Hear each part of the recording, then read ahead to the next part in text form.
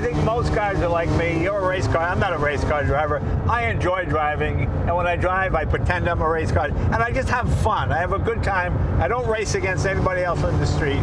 If you're dicing with another car, that's it. That's it. That's racing. That's you're going to jail. You're going to prison. So to me, I go out. I just have a good time. I amuse myself. I pretend I'm Patrick Long, and I have a good time in the car. It's just so much fun to drive this car. It just feels so precise. Welcome to an episode of Jay Leno's Garage, the car featuring today the incredible 2023 Porsche GT3 RS. You know, Porsche just keeps fine-tuning this. It's amazing to me that each year it just gets faster, more aerodynamic.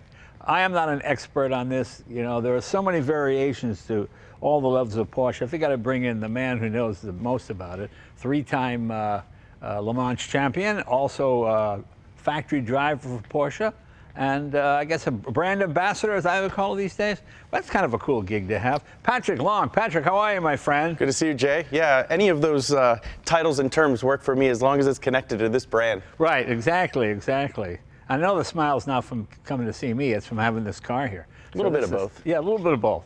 This is pretty incredible. This looks like, it's not even a street car, but it is a street car, isn't it? It is a street car, but when I walked in and saw this the first time in Germany, we were shooting a video on the debut of this car. Immediately, it was the side aero treatment. It's all about aero with this car. Twice the downforce of the predecessor, 3 times the downforce of the current GT3. It's impressive. I mean, of course, it's racetrack bred. It's all about what lap times it'll do at the Nürburgring. This is the car you want to take to the track on the weekends. And what lap time will this do at the Nürburgring? It was just under 6 minutes and 50 seconds, 6:49. My buddy Jörg Bergmeister, the tall guy that I run with for so many years at Flying Lizard, set the time. And really what he talked about is just how much grip this car makes in the corners. I remember when I got my career at GT, that was, I think, one of the first factory Porsches to go under 7 minutes, right? And, and that seemed like, well, I said, it's not going to get better than that. It's just crazy. Yeah, the lap time progression, it never stops. It seems like every single time the bar is set, they bring out the next evolution of this car, and it just pushes lower and lower. Now, this is not in the country yet. This is probably one of the very first, if not the first. When will it be available to customers here? This car is being, they're taking orders right now. This is one of the cars we've borrowed from the press fleet out of Germany. It's going to be here for a few weeks. We're going to go take this out and run it next week with some of the media. And what's the show you put on? It's say the name of it. Yeah, my day job these days, Luftgekühlt. It's an experiential show around vintage air-cooled cars. Yeah, it's just the greatest Porsche show there is. And it's gotten huge. I mean, thousands and thousands of people show up for this thing every year. No, that's how long? How many years you been doing it? We started at a coffee shop in Venice Beach, California, 2014. Right. We had about 40 cars and a couple hundred people. Just popped it up through a post on my Instagram, and here we are coming up on our 9th show. We're going to do it in the Bay Area this year, and we'll see over 1,000 Porsches, all walks of life, kids, animals, Porsche enthusiasts, but we try to cater to the non-car enthusiasts as well. All right, well, let's get started. Like you said, so what we have here is 4 liter, how many liter, 4.5? This is a 4 liter. 4 liter, horsepower is? About 518. About 518. And it's funny, it's not all about horsepower with Porsche like a lot of other manufacturers are 700, 800, 900 horsepower, but they're still not turning the lap time this is. Yeah, we've gained a lot of lap time through grip, active grip. If we talk about these different flicks, the way that the air is channeling through, we've gone to a single center radiator instead of having 3, less overall surface area. We're running more air through the car. And then as we channel the air up, we're trying to take the warm air and push it sideways and keep the cool air coming back down into the intake. So these are, unlike the Batmobile, where they don't work, these are actually functional. Yeah. This is all pulling air out in different ways and then sending it back up. Of course, we're still naturally aspirated, putting out these numbers. We want to keep the RPM up. We want to keep the air cool. That's right. It is naturally aspirated. I keep forgetting that. And that's really great. That's the most fun for me. You know, these fascination with the 10th of a second. If you're a race car driver, obviously I get it because that's how you win the race. But just for pure driving pleasure and fun, enjoying listening to the motor, feeling it instantly react. You can't beat naturally aspirated. Yeah, the engine is so high revving, 8,500 RPM. The harder you rev it, the harder you push it, the happier it is. I hope we can get you out in this car so you can feel when you get it up on the cam. That's really what they've been tweaking in the newest generation of this engine. It's a lot of fun and it gives you great sounds and great emotion. And this wing is unbelievable. It looks like a cell tower on the car. So my God, I mean, and obviously it reacts and moves. Okay. Yeah, the driver can operate it sort of like Formula One DRS. They can drop the wing angle in a straight line on the racetrack for increased straight line speed.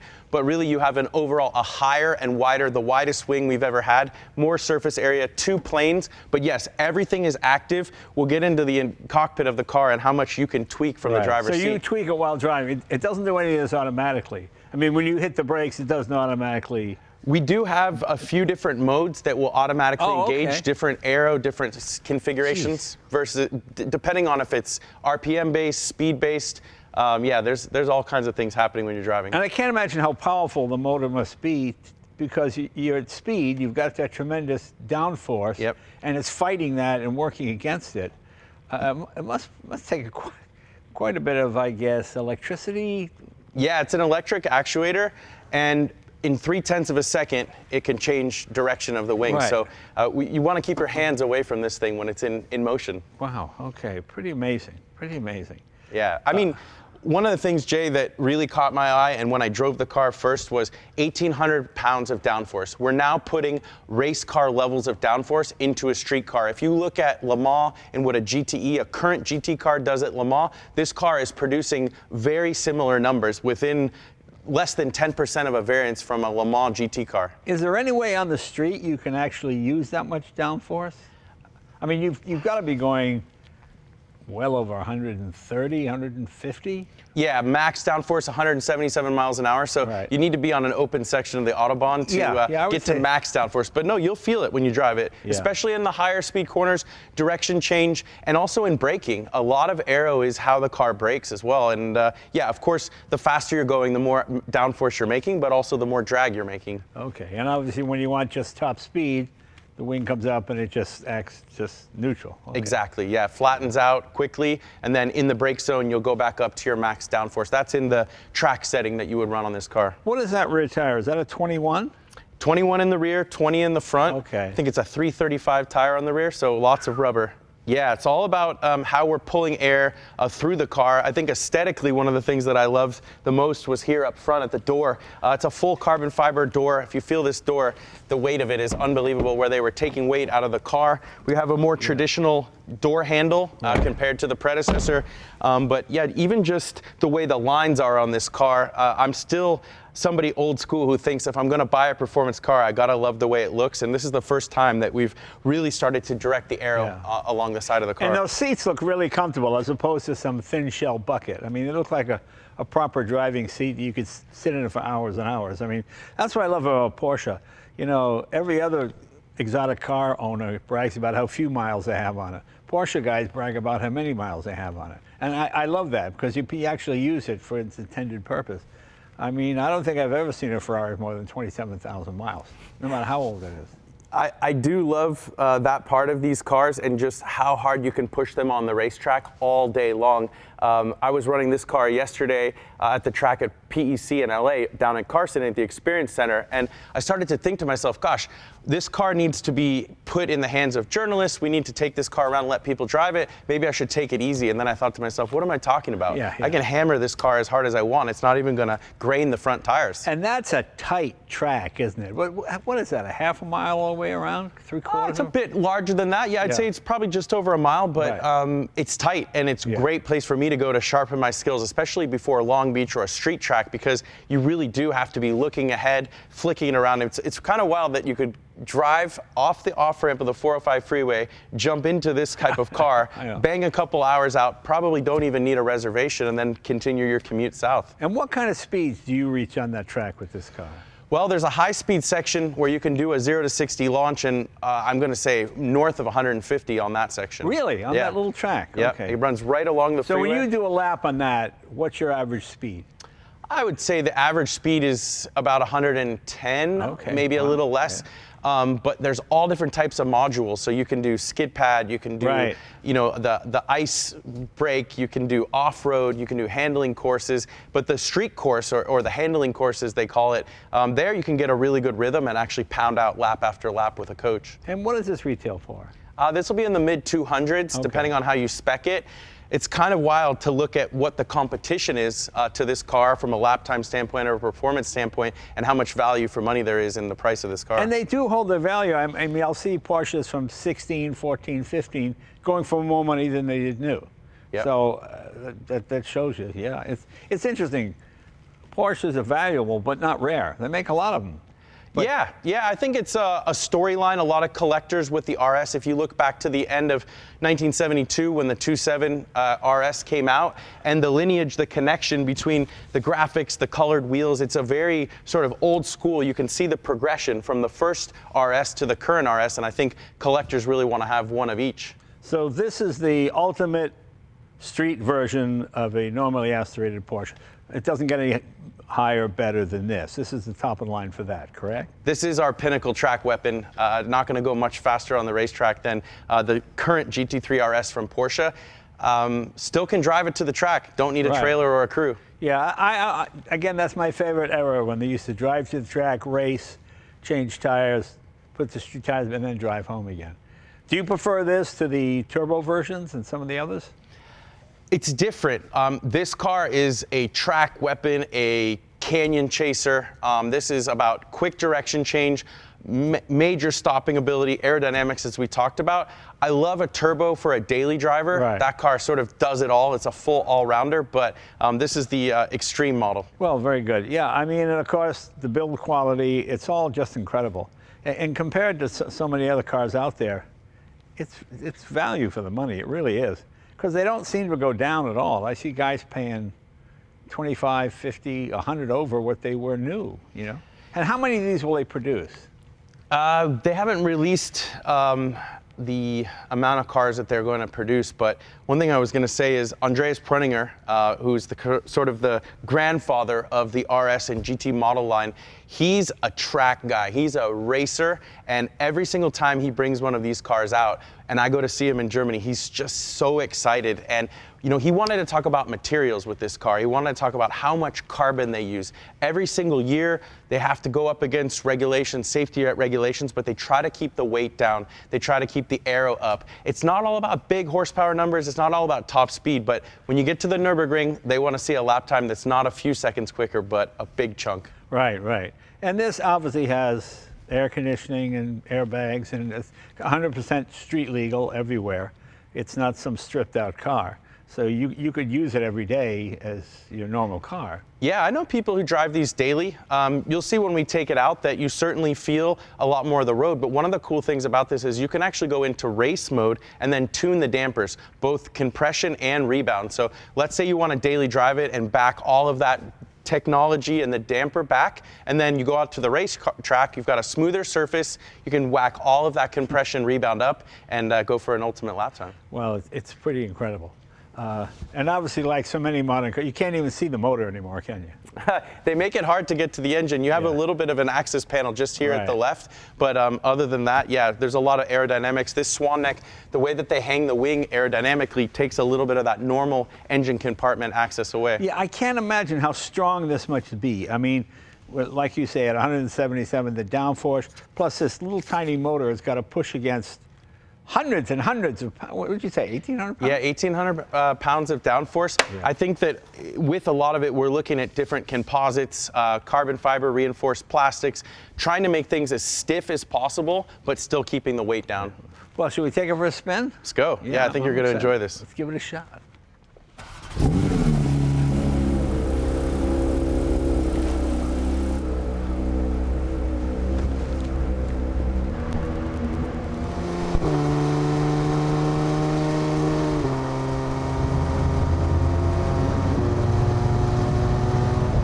Let me ask you a question. If you're a Porsche guy, you like the RS, the standard RS, if you're not someone who's a track guy, but you just enjoy spirited driving, you don't really need all the aero, correct?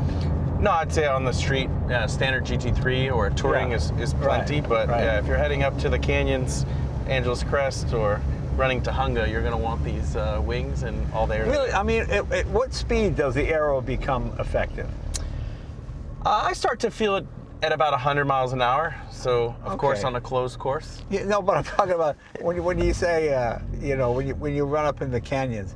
If you get caught running well over 100 in the canyons, you're going to jail here in California. Yeah, no, we're. You know what I'm saying? So the aero is really not going to help you out there. No, I mean it's definitely making a difference. Right. But it's grip. You know, sometimes the difference between mechanical grip and aerodynamic grip is hard to really differentiate until you really get into the way that the car behaves, pitch and roll, and then you start to understand, all right, this is aero versus mechanical. But no, more mechanical in the tighter sections for sure. This car just feels so light and responsive. It feels like an aerial atom where you have, you know, you just open and there's no... Yeah, I think the 911s, I mean, the complete lineage, starting even from 356s, was always about light, agile, smaller package. Didn't need the most horsepower because we didn't have to push the weight. Right. Of course, the tire and the brake likes that as well, not just the driver. And this model is only available with the PDK, right? Correct. Yeah, we're doing a modified PDK. Normally an 8-speed PDK. This is a 7. Tighter gear stack. Much more about those lap times and being on the track and being quick. It seems funny because using just Porsche logic, you'd think that the manual transmission model would be as opposed to the automatic. You think the automatic would be for the touring guy and the manual would be for the racer. But since the PDK is faster than the manual, I guess that's why they do it, huh? Yeah, quicker shifts, more refined technology inside of optimal RPM for speed. And you got enough going on the racetrack, but I think the casual enthusiast, the weekend warrior still wants to drive a manual, so we're still introducing that or offering that in different models. As a professional race car driver, do you look forward to the PDK over the manual? Like if you're at Le Mans, what are you doing, 4,000 shifts a race, 5,000 shifts a race? So the idea of the PDK, oh my God, that's like having air conditioning and every other accessory, isn't it? I mean, it's a lot of weight off your mind and off your, you know, physical well-being as well, isn't it? Yeah, as soon as the double clutch transmission came into play on these cars, it took all of the debate out of it because it was just so quick, and it did a better job on the racetrack than I could at matching RPM. But also, if I wanted to drive it like a manual, I could do that, both with a paddle shift or the gear shift lever. And with that, you can override the computer. It's not going to kick down when you bury your foot in the throttle. So it gives a much more manual user experience. Yeah. And there's probably nobody now that's faster than a double clutch, is it? No. I mean, the old days, you'll maybe also John Henry. You remember the story of John Henry, the railroad? He gets out there pounding the spikes versus the machine, and he beat the machine, but it cost him his life. But you know, the idea that because when I was a kid, the first transmission that was faster than a stick was the Chrysler Torque Flight in the Hemi. It could take a beating and it could ship faster than a human, and people go, no way, you know. Like the old ladies used to say, there's no computer that's faster than a chess master. Well, those days are gone, I guess, huh? Yeah, I'm still old school. I love to drive a manual, especially on the racetrack. The physicality of having to reach down and shift on a gear lever. So I'm in a debate on it, but for daily driving, I'm sort of an old wise man who will like take the creature comforts as long as I can click it back into modern and go up into the canyons on the weekend. I'm an old soul. Yeah, that's right. AKA lazy. Yeah, I mean, suspension and the ability to adjust the dampers on the fly on the steering wheel. When I first drove this car, I called the guys in Atlanta. I was like, gosh, I can change more on this car than I can in my race car. Active aero, not allowed in racing, differential adjustments on the fly. I wish I had things like that in the race car. Why don't they allow it? I think it started off in the Formula One days in the early 90s when they had active aero, and it was such an arms race. It was so expensive that I think it was about limiting just that progression of spend, but also some of it is safety. I mean, more moving parts, more variables, and it's harder to really establish rules that create close racing because aero, weight, restrictor, those are the name of the game these days in balance of performance. The DRS, that was something that we became so used to seeing in Formula One. It's really how Formula One got overtaking to start happening again, with being able to let the following car drop a bunch of aero out of their car. If they were within 1 second, Right. the following car gets less wing rate, which means that he's got more of a slippery car in the straight line. So I love seeing that technology come back into Yeah. you know, daily driver cars. Very cool.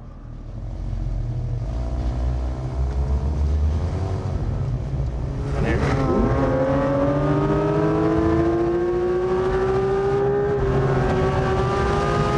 Yeah, it Still sounds good. still sounds good. I still didn't hit red line. Yeah. It's so funny to watch it pull all the way to 8,500. Yeah, and you really don't feel it taper off. I mean, No, it just keeps pulling. it's like a two-stroke dirt bike. It's like more RPM and happier it is. You know, I think most guys are like me. You're a race car. I'm not a race car driver. I enjoy driving, and when I drive, I pretend I'm a race car, and I just have fun. I have a good time. I don't race against anybody else on the street.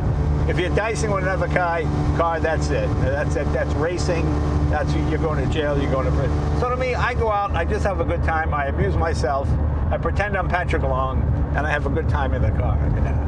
Yeah, you enjoy the day, you enjoy the technology, but Yeah. I agree. Car-to-car stuff, there's so many good track days, so inexpensive. There's, Yeah. you know, evening activities where you can go out for an hour and pound laps very affordably. Yeah. Any car doesn't need to be a full built-up spec car, but just to give somewhere safe to really put the car on the edge. I was talking with some guys that they do track night in America, where you can go out after work, after school, pound laps all around the nation for a couple $100. Yeah.